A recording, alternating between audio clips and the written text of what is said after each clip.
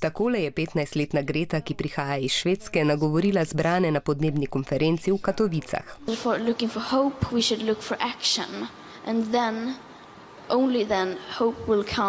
Okoljska aktivistka politiko opozarja s šolsko stavko za okolje, zaradi katere manjka pri pouku.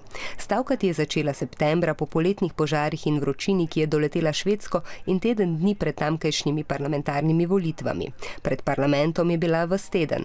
Pozneje se je odločila, da bo stavkala le ob petkih, druge dneve pa bo pri pouku. Stavki se je pridružilo tudi nekaj drugih otrok po svetu, največ v Avstraliji. Greta je žalostna, da politika ne ukrepa proti podnebnim spremembam.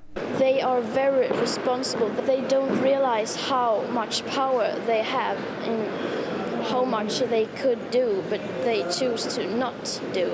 Greti očitajo, da ni pri pouku in se za podnebje ne bori z izobrazbo, torej tako, da bi postala znanstvenica. We already have all the facts and solutions.